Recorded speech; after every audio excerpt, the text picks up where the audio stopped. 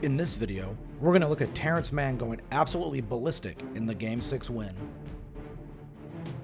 Terance Mann's amazing night actually starts a half minute into the game, and this is about to be his theme that you see all night long, baby. Clippers run a double drag. Marcus is going to set the first screen, into Batum is the second screener. Batum will then roll. This is going to occupy the space in the paint, and when PG goes to drive against O'Neal, we're going to notice that Gobert's coming over to protect on a rim attempt, which means Mann will be open in the corner. PG knows this, so when he turns, easy find to the corner, locked and ready to go. Terance Mann sinks the first of many threes. This is such a beautiful play design. It's going to begin with Reggie Jackson setting a pin down for PG. This screen is going to allow George to catch the ball and immediately attack downhill. So as he attacks, it's going to pull Gobert off the corner shooter, which in this instance is Terance Mann. So it's an easy one-pass read for PG to the corner. Mann is open to fire, and once again he's going to make this. And now Terance Mann's cooking with kerosene. I'm not going to show every Terance Mann bucket, but I do like to show some of them. This one's interesting because when PG gets the ball, he could slow this down, but he understands we're down 18, we need to push the tempo and get easy buckets. Feeds it to Terance, and Terance already has his mind made up. I'm going to the paint, and I'm looking to score. Utah does a good job of enveloping him and stopping him initially, but Mann stays composed here as he gathers, and he's going to go up athletically, have a nice finish. There's no big man to deter him, and Terance Mann is on fire. It's going to be yet another transition opportunity for the Clippers, and I actually like what Marcus Morris does when we pause it here. He could pass ahead to PG, but he understands just kick it right ahead to Terance and let him make a play. PG's calling for the oop. However, it's not coming because Terance knows you can aggressively go to the hole. Donovan Mitchell doesn't deter him, and Mann is just, whoo, buddy.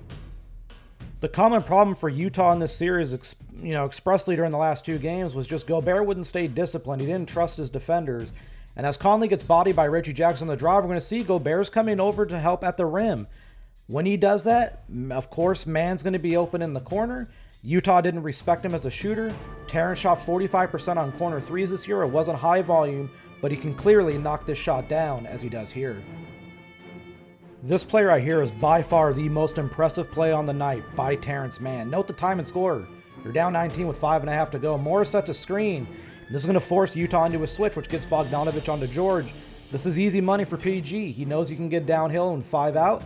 Draws Gobert over, which as we've come to learn means that Mann will be open in the corner.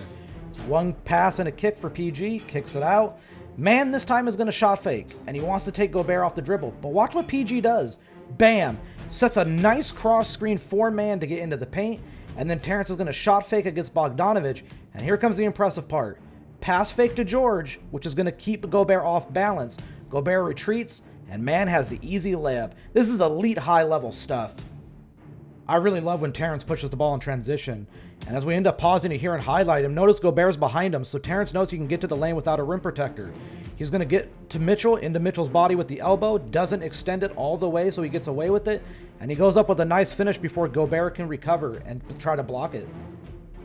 Terance really is just making threes at a high level, and the Clippers need that to happen, but as we notice again, 5-out offense. They're going to pick on Rudy Gobert and his tendencies as a defender as we highlighted in Game 5. Jackson's going to beat Clarkson at the point of attack. He's not a good defender. Draws Gobert over. What does that mean? You should already know by now. Terance Mann's open in the corner.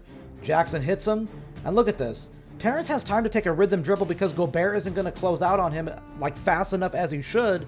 It's a great look for Terance. He bangs it home, and it's a 7-point game. I really wish you all could have understood how loud that arena was in person on Friday night. It was one of the most unreal experiences I've ever had in an NBA arena in my life. Jackson sets the screen against Royce O'Neal, forces the switch with Mitchell on PG. PG's just going to beat him straight up. What happens? Well, Rudy comes over. What's that mean? Conley's dug down to defend 2 on the wing, which means the ball has to go to Batum first so that Batum can rotate it to Terance.